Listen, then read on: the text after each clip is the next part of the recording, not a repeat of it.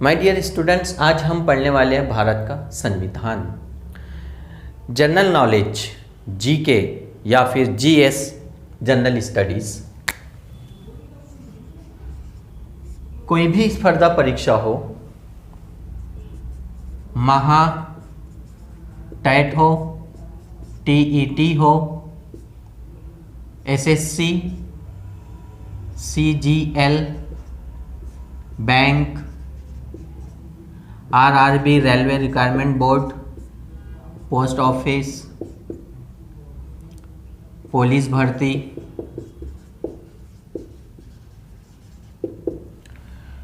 भारत की कोई भी स्पर्धा परीक्षा कॉम्पिटिटिव एग्जाम हो या हर स्टेट की सिविल सर्विसेज परीक्षाएं एग्जाम्स या फिर यूपीएससी, तो हम लोग जो भी MCQs multiple choice questions objective questions आते हैं, कंसेप्ट क्लियर नहीं है, बार बार ऑब्जेक्टिव की प्रैक्टिस कर रहे हैं, लेकिन अगर हमारा कंसेप्ट क्लियर हो जाता है, history, geography, polity, economics, science and technology, current affairs, उसके बाद आप ज़्यादा से ज़्यादा पेपर सॉल्व करते हो तो आपके जीके के क्वेश्चंस 100% सही मार्क्स लाएंगे। और हर सब्जेक्ट का एक की पॉइंट होता है। जैसे ज्योग्राफी में अगर आपको अच्छे मार्क्स स्कोर करना है, जितने उसमें कैपिटल्स स्टेट के, कंट्रीज़ के, कई सी, रिवर्स, इसको अगर आप लर्न कर लेते हैं तो बहुत अच्छे मार्क्स स्कोर होंगे। उसी तरह अगर आप इंडियन कॉन्स्टिट्यूशन मीन्स भारत का संविधान, इसको अच्छी तरह से पढ़ लेते हैं और पूरा कंसेप्ट क्लियर कर लेते हैं तो आपके मार्क्स ज़्यादा से ज़्यादा स्कोर होंगे। अगर आप यूपीएससी की एग्ज़ाम दे रहे हो तो एनसीईआरटी पढ़ना है, उसके बाद रेफरेंस बुक लक्ष्मीकांत की बुक्स पढ़ना है, देन पेपर सॉल्व करो। अगर आप किसी स्टेट की सिविल सर्विसेज की एग्ज़ाम दे रहे हो तो सबसे पहले अपने स्टेट बोर्ड की बुक्स, फिर एनसीईआरटी या रेफरेंस बुक पढ़िए। या फिर आप कोई छोटी परीक्षाएं देते हैं, पुलिस भर्ती है, बैंकिंग है, रेलवे है, स्टाफ सिलेक्शन है, बहुत सारी ज़िला लेवल पे, स्टेट लेवल पे एग्ज़ाम होती है। इन एग्ज़ाम में जो जीके होते हैं 25 से 30 क्वेश्चन आपके जनरल नॉलेज के होते हैं। इसमें अगर आप कंसेप्ट क्लियर कर लेते हैं हर सब्जेक्ट का तो बहुत ज़्यादा मात्रा में आपके आउट ऑफ मार्क्स आएंगे। तो चलिए देखते हैं हम भारत का संविधान। भारत का संविधान, भारत का संविधान मीन्स इंडियन कॉन्स्टिट्यूशन।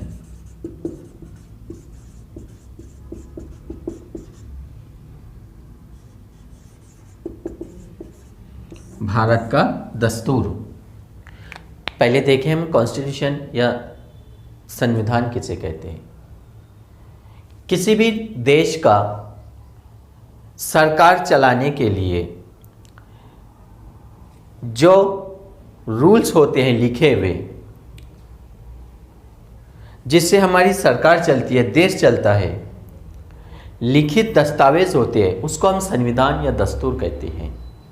और 1946 का कैबिनेट मिशन प्लान के अंतर्गत भारत के संविधान का गठन हुआ था और इस गठन में अलग अलग कई कमेटियां भी बनी संविधान कॉन्स्टिट्यूशन में। तो टोटल हम देखते हैं इंडियन कॉन्स्टिट्यूशन में 389 मेंबर्स थे। जब कॉन्स्टिट्यूशन का गठन हुआ, शुरुआत हुआ, तो स्टार्ट में इसमें 389 मेंबर्स थे। लेकिन 3 जून 1947 की योजना के अंतर्गत पाकिस्तान के लिए एक अलग संविधान, क्योंकि भारत और पाकिस्तान दो देश अलग डिवाइड हो गए, तो जो ये मेंबर्स थे 389, बाकी 299 रह गए। बाकी मेंबर्स पाकिस्तान के संविधान के लिए रेडी हो गए। टोटल 299 मेंबर्स, लेकिन संविधान जब बना, तैयार हो चुका था, 284 मेंबर्स थे। जिसके ऊपर डॉक्टर राजेंद्र प्रसाद ने साइन किया। तो अब इसमें सबसे पहले देखते हैं हम भारत के संविधान की फर्स्ट मीटिंग, फर्स्ट कमीशन कब हुआ।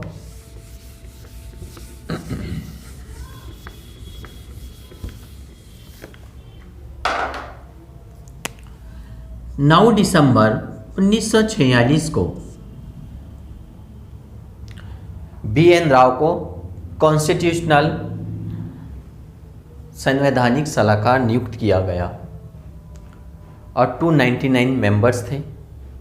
फिर 11 दिसंबर 1946 को डॉक्टर राजेंद्र प्रसाद को अस्थायी अध्यक्ष बनाया गया इंडियन कॉन्स्टिट्यूशन का, और 13 दिसंबर 1946 को 13 दिसंबर 1946 को उद्देश्य प्रस्ताव पारित हुआ, पंडित जवाहरलाल नेहरू ने किया और हमारा संविधान शुरू हुआ। अब इस संविधान में, इस कॉन्स्टिट्यूशन में बहुत सारी अलग अलग कमेटियाँ भी थी और इन कमेटियों में सबसे इम्पोर्टेंट थी ड्राफ्टिंग कमेटी और हिंदी में से कहते हैं प्रारूप समिति।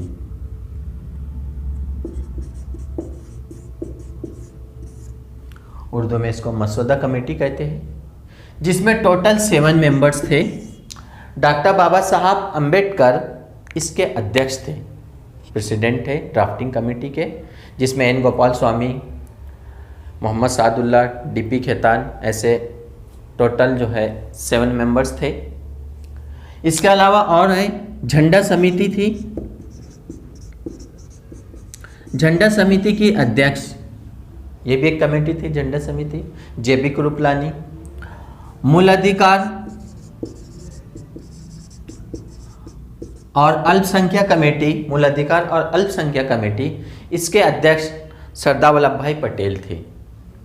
इस तरह पूरा हमारा कॉन्स्टिट्यूशन 26 नवंबर 1949 को कंप्लीट हो गया। 26 नवंबर 1949 को भारत का कॉन्स्टिट्यूशन बनकर रेडी हो गया और डॉक्टर राजेंद्र प्रसाद ने इसके ऊपर साइन किया। तो उस समय 284 मेंबर्स थे 299 में से।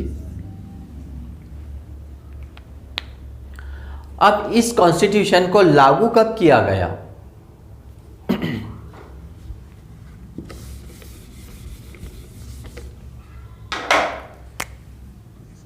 26 जनवरी 1950 को भारत का संविधान लागू किया गया है। क्यों? क्योंकि 26 जनवरी 1930 से पूरे भारत में स्वाधीनता दिवस मनाया जा रहा था, इसलिए उस डेट को ही हमने 26 जनवरी 1950 को भारत का संविधान लागू किया गया और प्रथम राष्ट्रपति doctor Rajendra Prasad, first prime minister Pandit Jawaharlal Nehru.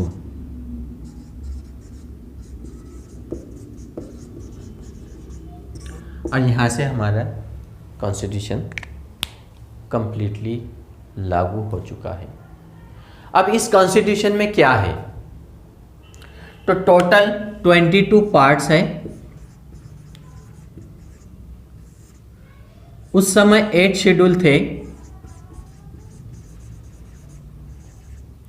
और 395 articles, 22 parts, then 8 schedule. Present अभी फ़िलहाल 12 शेड्यूल है, सूची बोलते हैं जिसको हम, और 395 आर्टिकल मीन्स अनुच्छेद। इस तरह हमारा ये पूरा कॉन्स्टिट्यूशन आ गया इसमें। अब देखिए इसमें अगर आप 22 पार्ट्स, की पॉइंट ये है कि क्वेश्चंस आपको कैसे आते हैं। फर्स्ट मीटिंग कब हुई, या टोटल मेंबर्स कितने थे इंडियन कॉन्स्टिट्यूशन में, इंडियन कॉन्स्टिट्यूशनल एडवाइज़र कौन था, ड्राफ्टिंग कमेटी का प्रेसिडेंट कौन था, ड्राफ्टिंग कमेटी में कितने मेंबर्स थे, ऐसे क्वेश्चंस आते हैं। अब अगर आपका कंसेप्ट और अच्छी तरह से समझ लिए तो कितने भी क्वेश्चन आ जाए आप सॉल्व कर सकते हैं।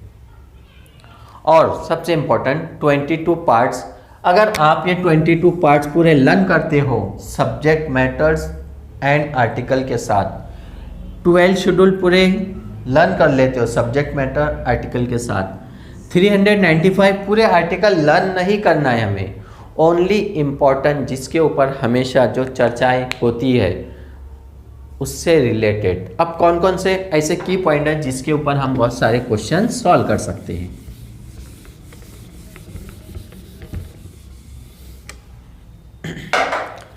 फॉर एग्जाम्पल पार्ट 1 है,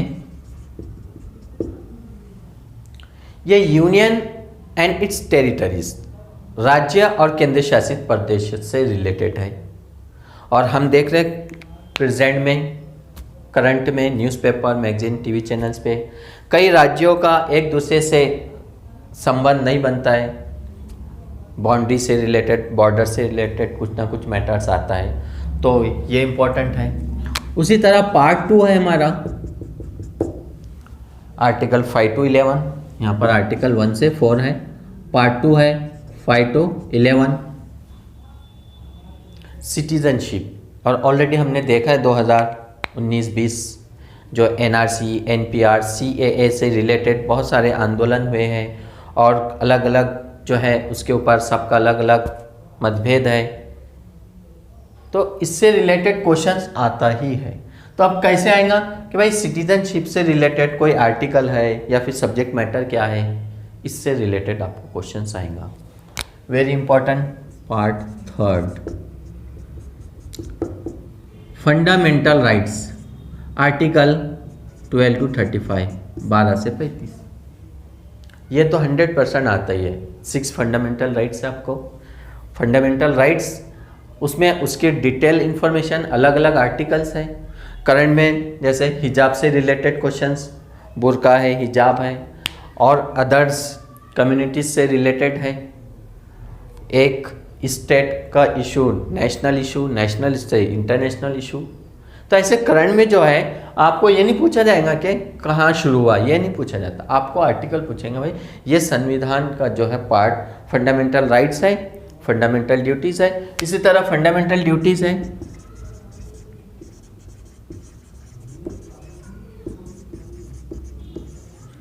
फंडामेंटल ड्यूटीज़ 11, पहले 10 थे अब 11 हो गए। इससे रिलेटेड आपको क्वेश्चंस आएगा ही।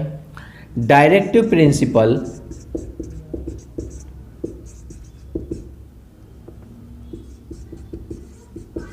Directive principle and state policy, राज्य के नीति निर्देशक तत्व, फंडामेंटल राइट्स मूल अधिकार, फंडामेंटल ड्यूटीज। तो इससे आपको 100% क्वेश्चंस आता है। कभी आर्टिकल से रिलेटेड, कभी पहचान के लिए आता है। फॉर एग्जांपल हम फंडामेंटल ड्यूटीज़ देखते हैं, फंडामेंटल ड्यूटीज़ में डिफरेंट होते हैं directive principle of state policy से। Directive principle of state policy different होते हैं फंडामेंटल राइट से। तो प्रश्न की लिमिट कुछ भी हो सकती है, लेकिन अगर हम सिर्फ हाई 100 क्वेश्चन या 100 क्वेश्चन उतने लर्न करते गए और हमारा कई एक कंसेप्ट क्लियर से क्या होता है कि आप हज़ारों लाखों क्वेश्चन सॉल्व कर सकते हो।